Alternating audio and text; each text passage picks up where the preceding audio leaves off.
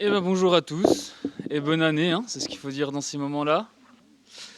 Vous pouvez déjà ouvrir votre Bible en Jacques 5. Je vous encourage pour rester attentif à pas forcément vous focaliser sur seulement qu'est-ce que moi je veux dire, etc. Mais le but c'est qu'ensemble, on cherche à comprendre ce que le texte y dit.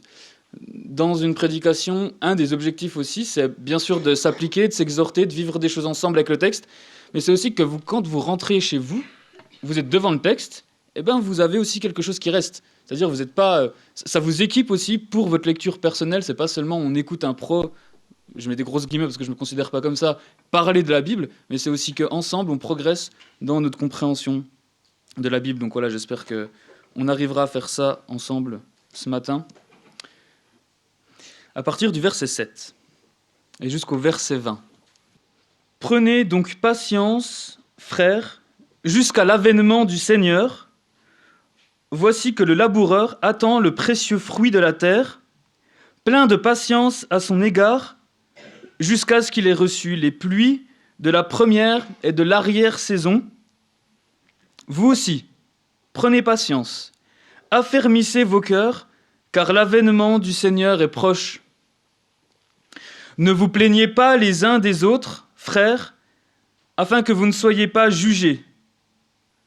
Voici que le juge se tient devant la porte. Prenez, mes frères, pour modèle de souffrance et de patience les prophètes qui ont parlé au nom du Seigneur. Voici, nous disons, bienheureux ceux qui ont tenu ferme. Vous avez entendu parler de la fermeté de Job, et vous avez vu la fin que le Seigneur lui accorda, car le Seigneur est plein de compassion et de miséricorde. Avant tout, mes frères, ne jurez ni par le ciel, ni par la terre, ni par aucun autre serment, mais que votre oui soit oui, que votre non soit non, afin que vous ne tombiez pas sous le jugement. Quelqu'un parmi vous est-il dans la souffrance? Qu'il prie. Quelqu'un est-il dans la joie? Qu'il chante des cantiques. Quelqu'un parmi vous est-il malade? Qu'il appelle les anciens de l'Église, et que ceux-ci prient pour lui en loignant d'huile au nom du Seigneur. La prière de la foi sauvera le malade et le Seigneur le relèvera. Et s'il a commis des péchés, il lui sera pardonné. Confessez vos péchés les uns aux autres et priez les uns pour les autres afin que vous soyez guéris. La prière agissante du juste a une grande efficacité. Élie était un homme de même nature que nous. Il pria avec instance pour qu'il ne pleuve pas, et il ne tomba pas de pluie sur la terre pendant 3 ans et 6 mois. Puis il pria de nouveau, alors le ciel donna de la pluie, et la terre produisit son fruit. Mes frères, si quelqu'un parmi vous s'est égaré loin de la vérité, et qu'un autre l'y ramène, sachez que celui qui ramène un pécheur de la voie où il s'était égaré sauvera une âme de la mort et couvrira une multitude de péchés. Jusqu'ici la parole de Dieu, je vais prier. Notre Père, on veut prendre ta parole avec sérieux, importance, et on te prie que tu puisses encore nous parler, nous encourager ce matin, pour ta gloire et en ton nom. Amen. Si tu traverses l'enfer, surtout, ne t'arrête pas. C'est une citation célèbre de Churchill. T'inquiète pas, après la pluie vient le beau temps. Tout vient à point qui sait attendre. Ce qui ne te tue pas te rend plus fort. La roue qui tourne va tourner. J'étais pas sûr que vous alliez avoir la ref. Il y en a qui l'ont. Il y en a plein des conseils pour nous encourager à traverser les épreuves. C'est pas ce qui manque dans notre culture. C'est plein de bonnes intentions de dire ces choses-là, mais il faut être réaliste. On voit bien que c'est des pansements sur une jambe de bois et que ça ne marche pas ou ne marche qu'un temps. Jacques, vous vous souvenez comment il a commencé son livre en parlant des épreuves et de la souffrance. Et là, dans ce qu'on vient de lire, Jacques, il finit son livre, son épître, par parler de quoi? Par parler encore des épreuves et de la souffrance. Il va nous parler ce matin de ce qui peut nous aider à traverser l'épreuve. Dans la première partie, dans le premier chapitre, le premier soir avec Vincent, c'était vraiment comment on peut considérer l'épreuve, quelle réflexion générale on peut avoir dans l'épreuve, ce qui est aussi très pratique, et comment avancer. Mais là, c'est vraiment quoi faire. Qu'est-ce que je peux faire concrètement dans l'épreuve? Et je pense que vous avez compris aussi à la lecture, Jacques, il passe pas par quatre chemins, on l'a répété plein de fois, il y va tout droit. Comment traverser l'épreuve? C'est deux choses qu'on va voir ce matin ensemble, qui sont très simples et très simples à retenir. Donc tant mieux pour nous quand on est fatigué. C'est que nous devons traverser l'épreuve avec patience et par la prière. Patience et par la prière. C'est ce que Dieu utilise pour nous faire grandir dans l'épreuve, et c'est à ce à quoi Dieu nous appelle pour traverser l'épreuve avec maturité. La patience, dans les versets 7 à 11, et dans les versets 12 à la fin, 20, on va englober ça sur le thème vraiment de la prière. Alors un peu de courage, on rentre dans le texte ensemble parce que c'est pour ça qu'on est là. Dans les versets 7 à 11, on va parler de la patience. Vous avez remarqué, verset 7, prenez patience, soyez plein de patience. Verset 8, prenez patience. Verset 10, prenez pour modèle de souffrance et de patience. Verset 11, on pourrait aussi traduire la patience de Job. On est en plein dans le thème de la patience, c'est facile de le reconnaître. Et Jacques, dans ces versets-là, il va nous parler de la patience, de nous motiver, de pourquoi on peut grandir en patience, pourquoi on a raison d'être patient dans l'épreuve, avec plusieurs images. Plusieurs images. Premièrement, dans les versets 7 à 9, il met l'accent sur la patience qu'on doit avoir, qu'on peut avoir, qu'il faut avoir en vue de l'avènement du Seigneur. L'avènement du Seigneur, ça veut dire le terme parousie, le retour de Jésus-Christ. On voit ça dans le verset 7. Patientez, frères, jusqu'à l'avènement du Seigneur. Verset 8. Vous aussi, prenez patience, affermissez vos cœurs, car l'avènement du Seigneur est proche. Donc on a vraiment cet avènement du Seigneur qui encadre cette première image, parce qu'au milieu, c'est la première image, l'image de l'agriculteur, l'image du laboureur. L'agriculteur, qu'est-ce qu'il fait? Il plante des graines, et après, qu'est-ce qu'il fait? Il attend. Facile. Il plante des graines, il attend. Il attend le précieux fruit de ce qu'il a planté, et pour ça, il va devoir être plein de patience envers ce fruit. Parce qu'il va devoir attendre la pluie, les saisons qui passent, les conditions climatiques pour que la plante puisse pousser et arriver à maturité. Et à partir de cette image, Jacques nous donne deux impératifs. D'un côté, ce qu'il faut faire, verset 8, « Vous aussi, prenez patience, affermissez vos cœurs, car l'avènement du Seigneur est proche. » Et d'un côté, l'impératif de ce qu'il ne faut pas faire, verset 9, « Ne vous plaignez pas les uns des autres, frères, afin que vous ne soyez pas jugés. Voici que le juge se tient devant la porte. » Encore cette idée de juge qui se tient devant la porte, d'avènement du Seigneur. Il faut bien comprendre, toujours avoir en tête, que les premiers destinataires de cette lettre, c'était des chrétiens dispersés, des chrétiens persécutés, des chrétiens exploités, des chrétiens victimes de nombreuses injustices. Et le message que Jacques fait passer à ces chrétiens, patientez. Soyez comme l'agriculteur qui attend son fruit, parce qu'un jour, Jésus reviendra, le juge se tient à la porte. Et vous savez ce que peut faire un agriculteur pour avoir son fruit plus rapidement? Rien. Il peut juste attendre. Dans la souffrance, dans l'épreuve, c'est ce que Jacques nous encourage aussi à faire. Attendre, sans se plaindre, parce qu'ils savent, les chrétiens, que Dieu, le juste juge, reviendra et qu'il fera justice. Et encore une fois, quand on est face à un texte comme ça, on peut se dire, mais Jacques, il nous connaît bien, hein, parce que dans la souffrance, dans l'épreuve, attendre sans se plaindre, c'est tout le contraire de ce qu'on a naturellement envie de faire.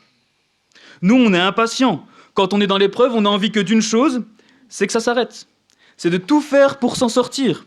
Et s'il y a bien une croyance qui imprègne vraiment aussi notre société, c'est cette recherche de bien-être. C'est avant tout d'éviter toutes les difficultés.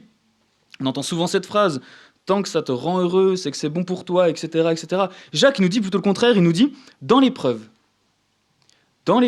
c'est l'occasion d'apprendre la patience, d'apprendre à supporter l'épreuve, à vivre cette épreuve, en sachant qu'il y aura une fin, en sachant qu'un jour, Jésus-Christ va revenir et qu'il va faire justice. Et encore une fois, le but de la vie chrétienne, c'est pas d'être prêt à tout pour éviter la souffrance, mais d'être intègre devant Dieu dans ce qui se passe dans nos vies, dans nos souffrances qu'on ne pourra pas éviter. Il y a un rappeur que j'aime beaucoup, dans son refrain, non c'est pas Timo mais je l'aime bien quand même, j'ai entendu. Et il a un refrain dans une chanson qui dit c'est la solution au petit problème qui devient la cause de tous les autres.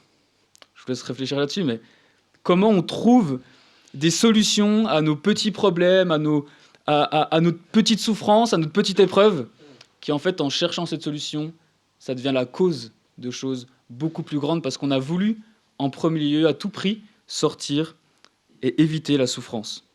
Et si on passe notre vie en tant que chrétien à se dire « ma priorité, c'est d'éviter la souffrance à tout prix », on ira forcément faire des mauvais choix pour s'en sortir. Non seulement on a envie d'éviter la souffrance, on est impatient, mais aussi dans l'épreuve, on peut être tenté de se plaindre. On a déjà parlé de la bouche, Jacques, ça ressort souvent. De se plaindre, de tomber dans ce grand mot qu'est la victimisation, d'exprimer notre souffrance, notre frustration, notre colère d'une mauvaise manière, en accablant les autres, en se plaignant que les personnes autour de nous, elles prennent pas soin de nous comme nous on le voudrait, en disant que les personnes autour de nous, elles sont incapables de comprendre ce que l'on vit, encore en rejetant même la faute sur les autres. La victimisation, c'est grave, parce que c'est croire que parce que l'on souffre, on a le droit d'être traité d'une manière très particulière par les autres, comme quelqu'un à part. Et on en vient à avoir des attentes démesurées vis-à-vis de Dieu, des attentes démesurées vis-à-vis des autres, et on passera notre temps à se plaindre des autres. Jacques nous dit, arrête de te plaindre, arrête de juger dans ces circonstances-là ton frère et ta sœur, remets-toi à Dieu. Parce que si vous avez remarqué aussi, il parle encore de la question du jugement, de celui qui juge son frère, qui sera jugé, parce que tu pourrais bien être jugé de la même manière dont tu juges ton frère. C'était la première partie sur la patience, patienter jusqu'à l'avènement du Seigneur, sans se plaindre. Mais il y a un autre aspect de la patience. Dans les versets 10 à 11, Jacques il complète sa pensée avec une illustration qui concerne les prophètes et Job. Les prophètes et Job. Prenez mes frères pour modèle de souffrance et de patience toujours, les prophètes qui vous ont parlé au nom du Seigneur. Verset 11, voici, nous disons bienheureux ceux qui ont tenu ferme. Vous avez entendu parler de la fermeté de Job, vous avez vu la fin que le Seigneur lui accorda, car le Seigneur est plein de compassion et de miséricorde. Les prophètes, on peut imaginer que Jacques a au moins, on va dire, les 3 grands prophètes en tête, Jérémie, Ézéchiel et Ésaïe. Et les prophètes de l'Ancien Testament, ils partageaient une chose en commun. Ils n'étaient pas aimés. Ils n'étaient pas aimés à cause de leur message. Ils étaient souvent exclus, persécutés. Souvent, c'était un ministère avec beaucoup de souffrance. Mais ils tenaient fermement accrochés à Dieu parce qu'ils savaient que ce qu'ils étaient en train de faire était la bonne chose. Et comme dit Jacques dans le verset 11, nous disons bienheureux ceux qui ont tenu ferme. Et Jacques met en avant la manière dont s'est terminée leur vie. Et c'est pareil pour Job. Job, il a une vie de souffrance. il n'a pas été aidé par ses proches, qui ont été une occasion de pécher même et de se rebeller contre Dieu. Mais Job, il a fait quoi? Comme les prophètes, il a tenu ferme. Il n'a pas maudit Dieu. Et vous vous souvenez quelle est sa fin? Il retrouve tout ce qu'il avait perdu, et plus encore. Et Jacques nous dit, verset 11, « Car le Seigneur est plein de compassion et de miséricorde. » Encore une fois, Jacques pointe à la fin de la vie de Job. Je ne pense pas qu'à partir du texte de Job, au passage, on devrait s'attendre à ce que Dieu enlève toutes nos souffrances sur terre. Je pense que ça peut être plutôt une illustration de ce qu'il fera dans tous les cas quand il reviendra ou quand on mourra et qu'on sera auprès de lui pour ceux qui lui appartiennent. Mais du coup, c'est quoi le point commun entre ces deux exemples? Les deux, prophètes comme Job, ont tenu ferme et leur fin a été heureuse. Ils ont été déclarés bienheureux. Et c'est le deuxième aspect de la patience dans ces versets. Patienter jusqu'à la récompense. La souffrance, elle est temporaire. La souffrance, elle est temporaire et il y a une récompense à la fin. Et ça aussi, c'est un réconfort pour nous, c'est un encouragement à vivre la patience. Parce qu'on peut être sûr d'une chose dans notre souffrance, aussi dure soit-elle, elle aura une fin, je le répète, et c'est Dieu qui décidera de cette fin. Et moi, j'aime me souvenir qu'une des premières choses que l'on voit dans l'Apocalypse que fera Jésus-Christ quand il reviendra, c'est d'essuyer les larmes de nos yeux. La souffrance peut et a ça de bon qu'elle nous aide à fixer nos regards et nos espoirs au bon endroit. La souffrance peut nous aider à espérer réellement, à désirer réellement ce qui nous attend. Parce que pour ceux qui ne se sont pas repentis, ce qui les attend, c'est triste, c'est le jugement de Dieu, sa juste colère, l'enfer éternel. Mais pour ceux qui sont convertis, qui sont repentis de leurs péchés, qui marchent avec Dieu, ce qui les attend, c'est une rencontre avec leur Père céleste pour une vie éternelle de communion parfaite avec Dieu et sans péché. Et c'est aussi cette espérance qui nous fait persévérer dans la souffrance. C'est aussi cette espérance qui nous fait tenir ferme, comme les prophètes, tenir ferme comme Job, et qui nous fait patienter au milieu de l'épreuve et de la souffrance. Voilà la première manière pour Jacques de traverser l'épreuve et la souffrance en étant patient. Attendre la justice de Dieu sans se plaindre. Attendre la récompense en tenant ferme. Mais il y a aussi autre chose, c'est la deuxième grosse partie de ce texte, que l'on peut faire dans l'épreuve pour Jacques. C'est dans les versets 12 à 20, on a vu la patience. Dans les versets 12 à 20, maintenant, on va parler de la prière. Prière, deux accents, deux angles dans la prière dans ces versets 12 à 20. La prière en toutes circonstances et la prière ensemble, en Église. La prière en toutes circonstances, versets 12 à 15. Avant tout, mes frères, ne jurez ni par le ciel, ni par la terre, ni par aucun autre serment, mais que votre oui soit oui, que votre non soit non, afin que vous ne tombiez pas sous le jugement. Quelqu'un parmi vous est-il dans la souffrance? Qu'il prie. Quelqu'un est-il dans la joie? Qu'il chante des cantiques. Quelqu'un est-il malade? Qu'il appelle les anciens de l'Église, et que ceux-ci prient pour lui, en loignant d'huile. Au nom du Seigneur, la prière de la foi sauvera le malade, et le Seigneur le relèvera, et s'il a commis des péchés, il lui sera pardonné. Pour comprendre un petit peu ce que fait là aussi ce verset 12, il y avait une tradition juive du 1er siècle qui était qu'on jurait sur des choses différentes, et suivant sur quoi on jurait, on s'engageait un peu plus ou moins. Je jure sur le temple, c'est un peu maintenant ce qu'on dirait sur la tête, etc. Je jure sur le temple, je jure sur l'or du temple, ça engageait un petit peu plus, et qu'en fonction de ce sur quoi on jurait, c'était plus ou moins fiable comme engagement. Et Jacques, comme à de nombreuses reprises, nous fait nous poser des questions sur ce qui sort de notre bouche dans ces moments d'épreuve. Jacques est en train de nous dire, plutôt que de jurer, plutôt que d'être tout le temps en train de faire ces engagements-là, il y a une meilleure solution, prier. Arrête de jurer, mais prie.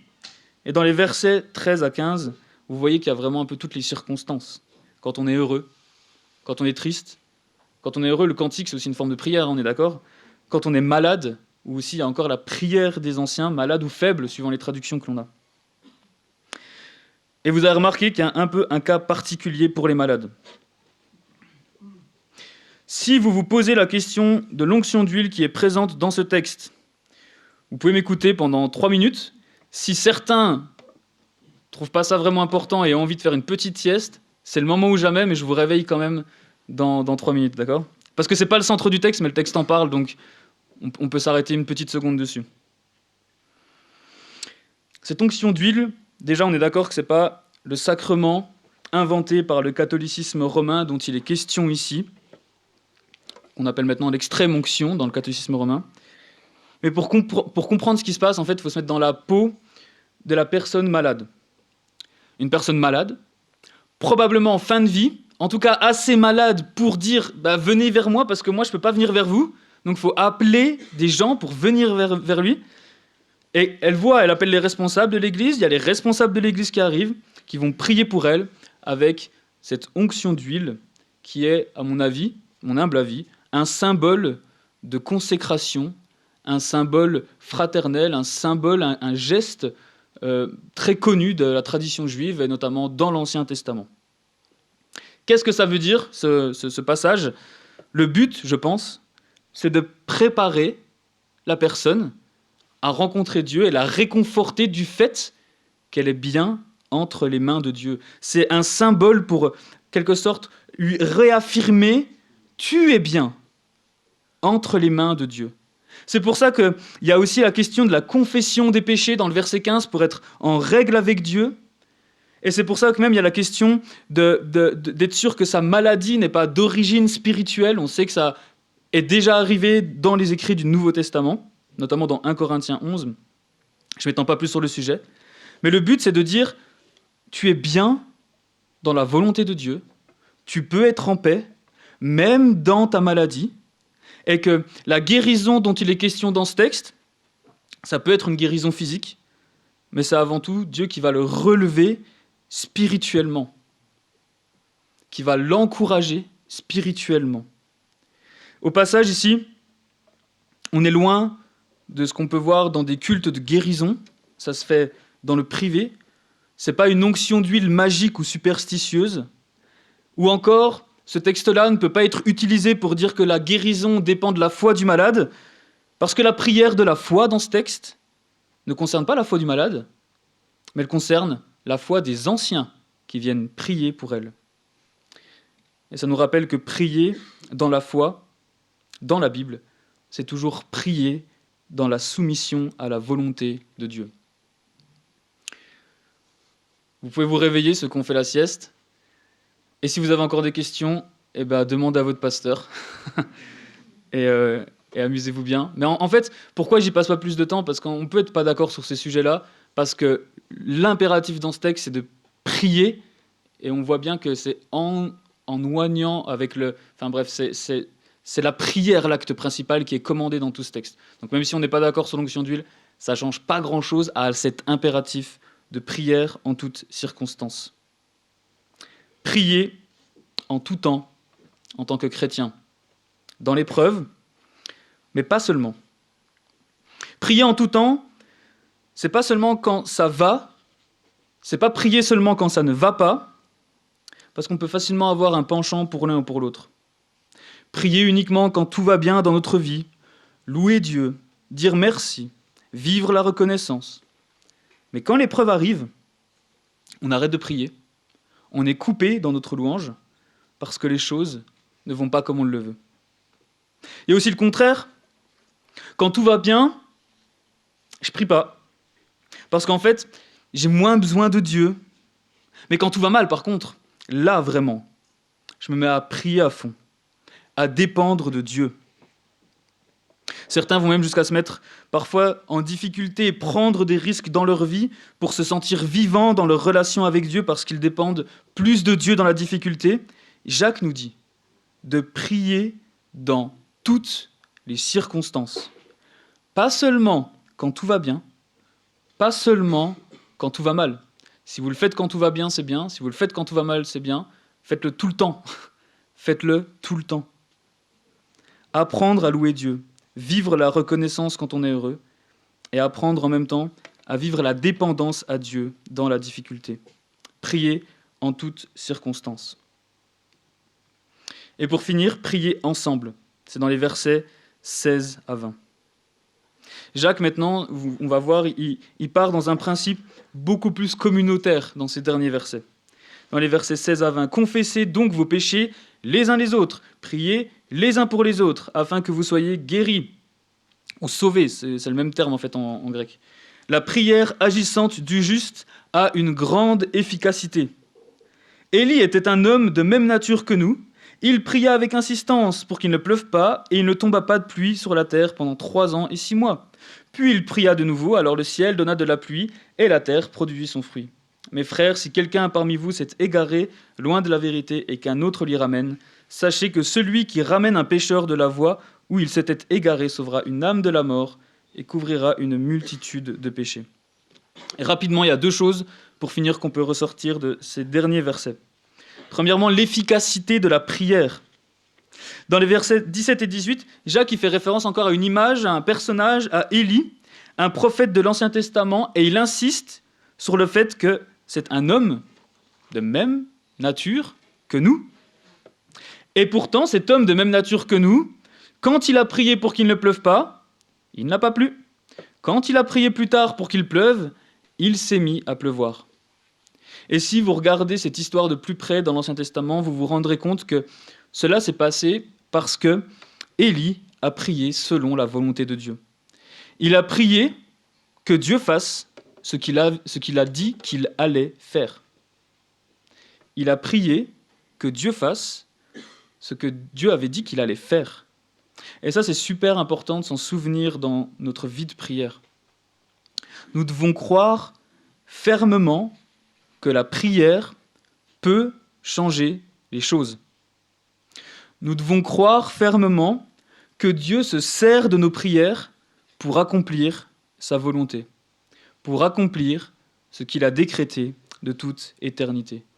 Dieu, dans sa souveraineté, choisit parfois d'accomplir sa volonté en répondant à nos prières. Et c'est pour ça que nos prières, elles doivent chercher la volonté de Dieu et demander à Dieu de faire sa volonté et non la nôtre. La deuxième chose qui ressort dans ces versets, et c'est, je pense même, l'exhortation finale de Jacques, c'est l'importance de l'Église locale et des relations dans l'Église. Encore une fois, c'est intéressant de remarquer que la Bible, non seulement nous commande de faire partie d'une Église locale en tant que chrétien, mais elle part toujours du principe, dans toutes ces exhortations, que les chrétiens font partie d'une Église locale. C'est un présupposé constant. Et ça ressort dans ces derniers versets à travers le fait que nous devons confesser nos péchés les uns les autres, prier les uns pour les autres, verset 16, mais aussi, versets 18 à 20, sur le fait que nous ne devons pas laisser quelqu'un s'éloigner de Dieu sans rien faire. Quand Jacques dit que nous devons confesser nos péchés les uns aux autres, il y a un cadre pour le faire. Il ne dit pas que tout le monde doit connaître la vie de tout le monde, encore moins la vie intime, mais qu'en tant que chrétiens, nous devrions avoir des relations, des amitiés qui permettent de parler de nos péchés, de nos luttes et de nos combats intimes. Et au passage, c'est entre personnes du même sexe ou envers votre mari et votre femme, parce que l'intimité spirituelle dans la Bible est réservée au mariage. Ou alors dans les personnes de même sexe. Si vous avez des questions avec ça, on pourra en parler plus tard.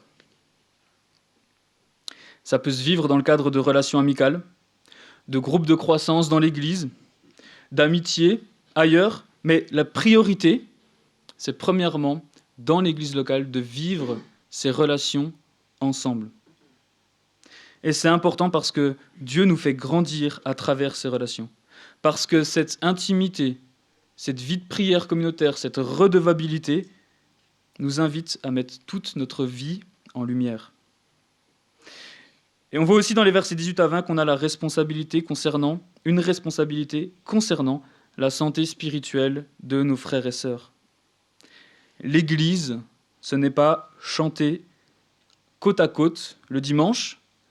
L'Église, ce n'est pas écouter la même prédication le dimanche.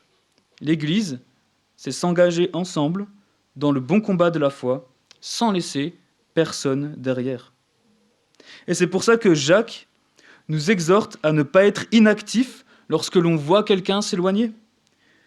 On ne pourra jamais empêcher quelqu'un de quitter l'Église, et on ne doit pas le faire, parce que s'il ne croit plus, il n'a plus sa place dans l'Église, mais on ne devrait pas se priver de lui faire part de nos inquiétudes par amour.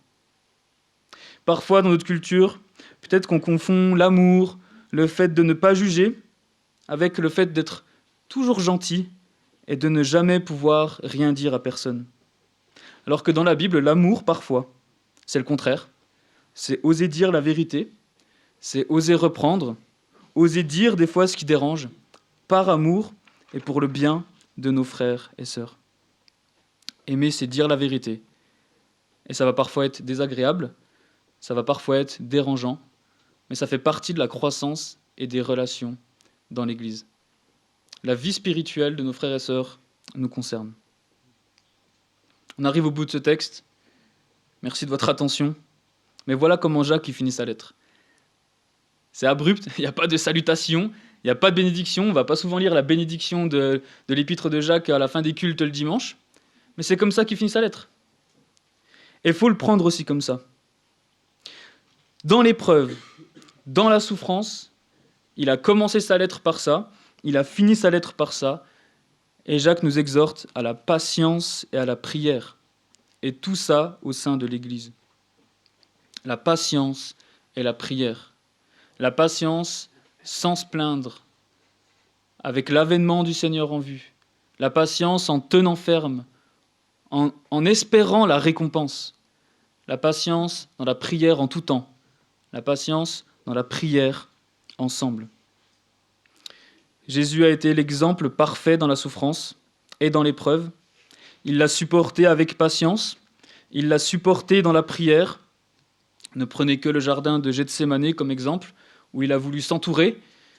Les disciples n'ont pas toujours répondu présent, tout comme nous ne répondons pas toujours présent, hélas.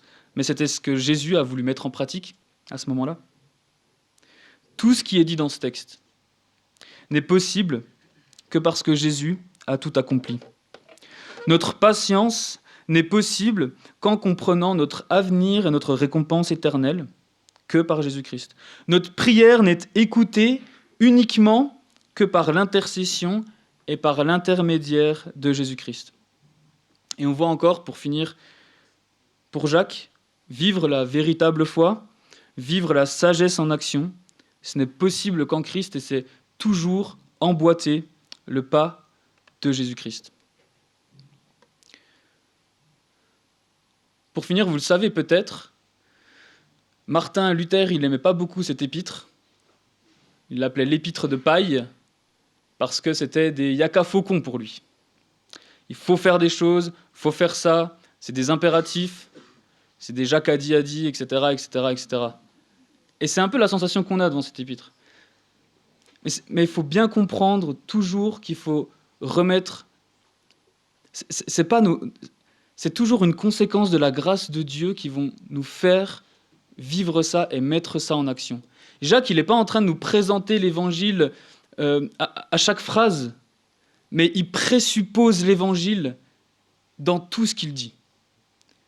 Et Jacques, c'est pas genre retroussez vos manches et plaisez à Dieu par vos actions, c'est parce que vous êtes rachetés à grand prix, maintenant, plaisez à Dieu et voilà comment il faut marcher. Et ça, il faut que ce soit clair dans notre vie chrétienne, c'est que ce qui nous fait aimer Dieu davantage, ce qui nous fait avancer avec Dieu davantage, ce sera toujours une compréhension davantage plus grande de sa grâce. Parce que quand on devient chrétien, on a conscience de ça, de nos péchés, et après 10 ans de vie chrétienne, peut-être qu'objectivement, on pêche moins, on fait moins de grosses bêtises. Mais l'œuvre du Saint-Esprit, il va nous faire comprendre que, en fait, on a conscience qu'on est pécheurs comme ça, et qu'on a encore de plus en plus besoin de la grâce de Dieu au fur et à mesure de notre marche. Et c'est la grâce de Dieu qui nous fait marcher. Je vous invite vraiment à méditer ça, à réfléchir à ça quand on veut mettre en application tout ce qu'on a vu dans cet évangile de Jacques.